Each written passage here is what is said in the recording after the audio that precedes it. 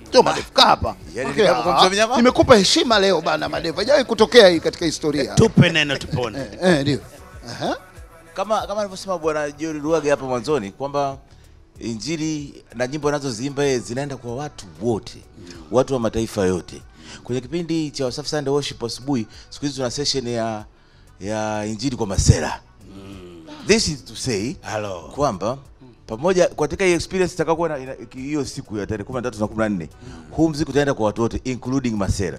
Kwa na mimi niwatangazie, oya wanangu, injili itakuwa leo mwanzo mwenga. Unaona mwanangu, yule mwamba msalaba wa katikati ndio tutakuwa tunamwakilisha ile. Wewe wanangu, Jesus mwamba sio mwamba. Wewe wanangu, Jesus mwamba sio mwamba.